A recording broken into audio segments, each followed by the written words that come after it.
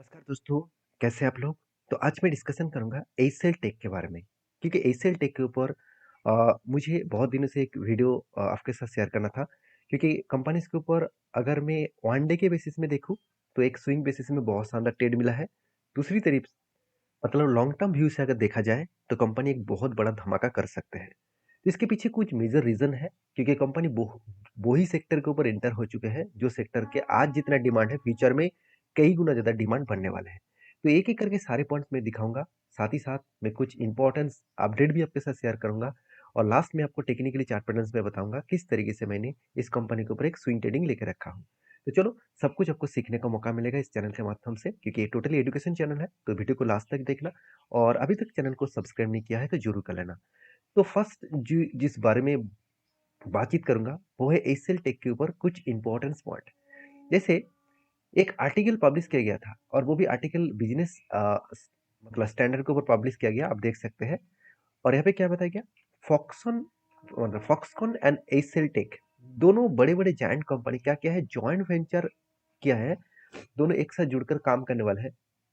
वो भी किसके ऊपर?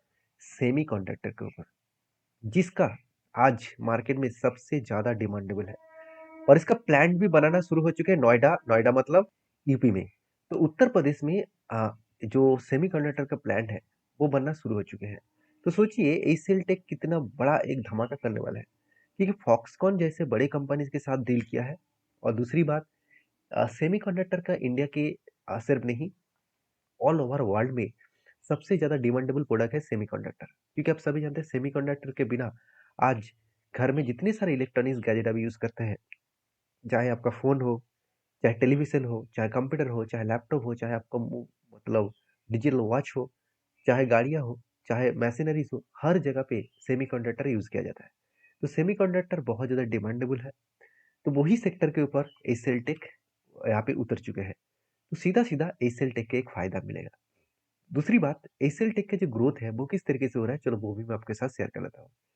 अगर ग्रोथ पॉइंट ऑफ व्यू से देखा जाए, तो यहाँ पे कुछ पॉइंट्स आपको दिखा दूँ, ऑफिशियल वेबसाइट में बताया जा रहा है कि सेमीकंडक्टर के जो ग्रोथ होगा, वो 25 ईयर्स का पार्टनरशिप यहाँ पे कर चुके हैं और टॉप सेमीकंडक्टर कंपनीज के साथ।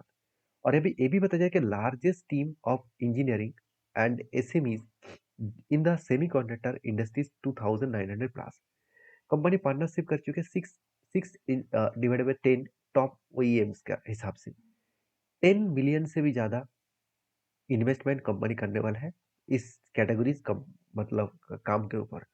तो सोचिए कंपनी कितनी बड़े पॉजिटिव है सेमीकंडक्टर के ऊपर, क्योंकि सेमीकंडक्टर का जो डिमांड है बहुत ज़्यादा है, बहुत ज़्यादा।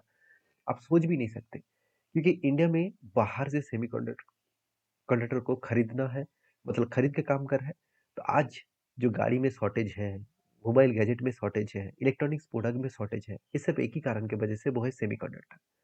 तो सेमीकंडक्टर के ऊपर एयरसेल टेक बहुत तेजी से काम कर रहा है, इसीलिए कंपनी के ऊपर ग्रोथ भी बहुत स्ट्रांगली हो रहा है। अगर ग्रोथ के बारे में बात करूँ, तो आप एक ग्रोथ देखेंगे, तो देखिए कंपनी इंडस्ट्रीज के लीडर कंपनी है और सालाना देखा जाए तो 13.3 बिलियन का रेवेन्यू जनरेट कर रहा है। अराउंड 7.5% का सीएजीआर के हिसाब से ग्रोथ हो रहा है। अभी कंपनी का अर्निंग पर शेयर के हिसाब से देखा है तो 57 रुपीज पर शेयर में अर्निंग कर रहा है, मुझे बहुत स्ट्रांग लगा। बाकी आईटी सेक्टर के तुलना से कंपनी का अर्निंग पर शेयर बहुत स्ट्रांग है। 7.8% के हिसाब से सीएजीआर के हिसाब से ग्रोथ हो रहा है। साथ ही साथ ऑपरेटिंग कैश फ्लो जो है, कंपनी के हाथ में कैश फ्लो भी देखिए 19% के आसपास कैश फ्लो है, अराउंड 2.711 मिलियन के आसपास। तो सोचिए कंपनी कितना स्टेबिलिटी है। साथ ही साथ market capitalisation almost 50 billion dollar के आसपास हो चुके हैं। तो 20% सीएजीआर के हिसाब से ग्रोथ हो रहा है, ऑब्वियसली एक स्ट्रांगली ग्रोथ है। तो ग्रोथ कितना हो रहा है, तो वो तो पता चल गया। अभी कंपनी का वैल्यूएशन कितना है, वो चलो सबसे पहले देख लेते हैं। कंपनी का मार्केट कैप तो ठीक है, कंपनी के इंडस्ट्रीज पी रेशियो से कंपनी का पी रेशियो कम है, मतलब एक अच्छी बात है। अभी ये देखना है कि कंपनी के खुद के पी रेशियो क्या बता रहा है। अगर खुद के पी रेशियो के बारे में बात करूं, तो कंपनी के खुद के पी रेशियो है एवरेजली 5 साल में 21, और कंपनी का अभी करेंटली पी रेशियो कितना चल रहा है, 30। मतलब खुद के पी रेशियो के हिसाब से कंपेयर किया जाए तो थोड़ा सा वैल्यूएशन हाई है। कोई बात नहीं, इंडस्ट्रीज पी रेशियो से कम है, अच्छी बात है। मतलब इंडस्ट्रीज को बीट करके कंपनी आगे बढ़ रहा है। दूसरी बात, कंपनी का तो 1 रुपया भी कर्जा नहीं है। आरओसी आरओई तो बेस्ट तरीके से देखने को मिलेगा, बेस्ट। क्योंकि हमेशा कहा जाता है कि 20% के ऊपर है तो बेस्ट माना जाता है। यहाँ पे तो 29% के आसपास है। कंपनी के ऊपर इंपॉर्टेंस पॉइंट ये है कि कंपनी के कुछ दिन पहले ही क्वार्टरली रिजल्ट आया और इस रिजल्ट मुझे बहुत स्ट्रांग लगा, क्योंकि आईटी सेक्टर में कहा जा रहा था कि इस बार भी रिजल्ट उतना खास आने वाला नहीं है। मगर मैंने पहले आपको मेंशन किया था कि आईटी सेक्टर में मतलब एसीएल टेक के ऊपर एक बहुत बड़ा धमाका देखने को मिलेगा, क्योंकि कंपनी रिजल्ट आने से पहले ही जर्नी शुरू कर चुके हैं। अगर सेल्स के बारे में बात करूं तो आप देख सकते हैं पिछली बार 26,600 करोड़ का सेल्स था, इस बार 28,800 करोड़ हो चुके हैं। मतलब सेल्स एक बहुत स्ट्रांगली ग्रोथ हुआ है। एक्सपेंस को मिटाने के बाद कंपनी का नेट प्रॉफिट जो है आप देख सकते हैं 3,800 से लेकर सीधा सीधा 4,200 करोड़ का नेट प्रॉफिट हुआ है। मतलब यहाँ पे भी मैसिव जंप देखने को मिला। तो गुड पॉइंट्स ऑफ व्यू से देखा है तो कंपनी अच्छा खासा यहाँ पे ग्रोथ कर रहा है। तो यही ग्रोथ क्या सचमुच इन्वेस्टर के लिए भी ग्रोथ हो रहा है? क्या इन्वेस्टर भी इस कंपनी के ऊपर ट्रस्ट किया है? चलो सबसे पहले वो देख लेते हैं। देखिए प्रोमोटर तो कोई भी माल नहीं बेचा, पहले जितना था आज भी उतना है, उल्टा छोटा मोटा होल्डिंग को बढ़ा दिया है, क्योंकि 0.72% जो होल्डिंग था, मतलब 60.72% का जो होल्डिंग था वो बढ़ के हो चुके 60.82% का होल्डिंग। एफएस के पास देखिए 18-18.5% होल्डिंग था, आज भी उतना ही होल्डिंग है। डीएस के पास भी सेम टू सेम 14% से 15% हो गया, क्योंकि एफएस ने कुल माल बेचा था 1% के आसपास, वही माल सीधा सीधा डीएस ने उठा लिया। मतलब पब्लिक के पास जो होल्डिंग है वो सेम टू सेम है। तो एक इम्पोर्टेंस पॉइंट यही है कि total number of share holders कितना हुआ। देखिए पिछली बार जो नंबर ऑफ शेयर होल्डर्स था वो करीबन 8.5 लाख करोड़ के आसपास था, इस बार 9.5 लाख करोड़ के आसपास हो चुके हैं। मतलब 1 लाख, सॉरी 9 लाख करोड़ नहीं, 9 लाख टोटल शेयर होल्डर यहाँ पे बढ़ चुके हैं। एक अच्छी बात यही है कि कंपनीज के ऊपर इन्वेस्टर ज्यादा ट्रस्ट कर रहे हैं। तो चलो सारे पॉइंट्स तो मैं आपके साथ शेयर किया हूँ, एक पॉइंट सिर्फ बाकी रहेगा, वो है बैलेंस शीट। बैलेंस शीट में जो चीज मैं आपके साथ शेयर करने वाला हूँ वो बहुत इंपॉर्टेंट है, वो है कंपनी के हाथ में कितना कैश है। कैश इक्विपमेंट्स के बारे में बात करूँ तो कंपनी के हाथ में इस बार 19,500 करोड़ के आसपास कैश है, जो लास्ट कुछ फ्यू ईयर्स में देखेंगे तो सिर्फ 4, 5, 7, 8, 9 करोड़ के आसपास कैश था। मतलब कई गुना हाथ में कैश है, तो इस कैश को वो खुद के बिजनेस को और भी ज्यादा मतलब और भी ज्यादा ग्रोथ करने के लिए यूज कर सकते हैं। तो चलो अभी कंपनी के चार्ट के ऊपर चले जाते हैं। तो सीधा सीधा मैं अगर चार्ट के बारे में बात करूँ तो यहाँ पे 1 मंथ के चार्ट पैटर्न ओपन करके रखा हूँ। देखिए कंपनी टोटली अप टेन है। कंपनी 2000 से लेकर देखा जाए तो कंपनी टोटली अप टेन है। अगर मैं जब से स्टार्ट हुआ तब से लेकर मैं करंट लेवल तक देखूँ तो ऑलमोस्ट 1800% का आसपास रिटर्न दे दिया। अभी क्वेश्चन ये है कि कंपनी जिस तरीके से हाई लेवल को ब्रेक कर ऊपर जा रहा है, क्या ऊपर जा सकते हैं? तो उसके लिए हमको प्रीवियस डेटा देखना चाहिए। देखिए कंपनी जिस तरीके से करेक्शन हुआ, इस स्ट्रॉन्गली लेवल जो लेवल था करीबन 1300 रुपीज के आसपास, उस लेवल को ब्रेक किया। ध्यान से देखना, इस लेवल को जब ब्रेक किया तो क्या हुआ, ब्रेकआउट किया, रिटेस्ट किया, उसके बाद जर्नी हो रहा है। मतलब कंपनी जब जब इस तरीके से ब्रेकआउट हो रहा है, रिटेस्ट करके ही बिग जर्नी कर रहा है। मतलब कंपनी एक अच्छा खासा यहाँ पे जर्नी कर सकते हैं। एक हायर लेवल को ब्रेक कर ऊपर जा रहा है तो एक बड़ा धमाका हो सकते हैं।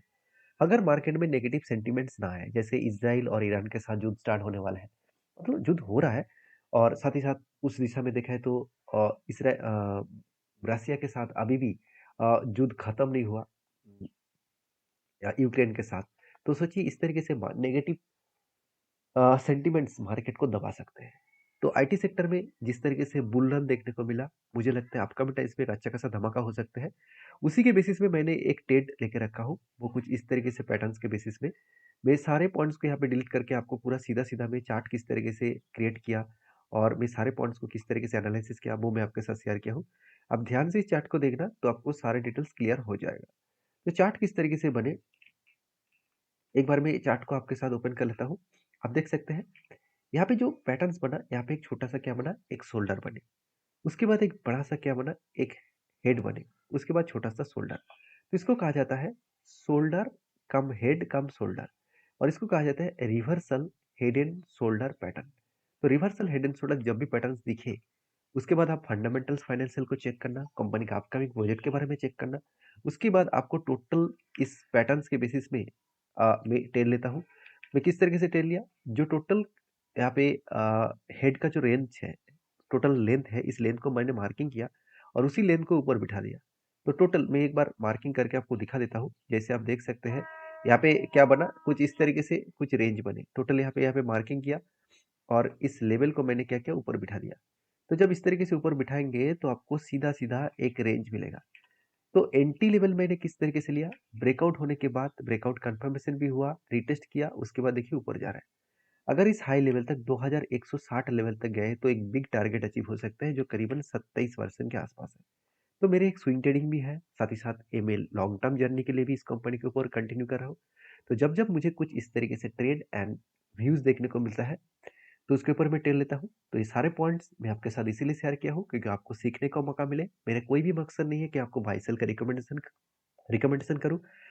आपको अगर काम करना है, तो आपके ओपिनियन के हिसाब से आपके एक बार फाइनेंशियल एडवाइज़र के साथ बातचीत करके काम करना।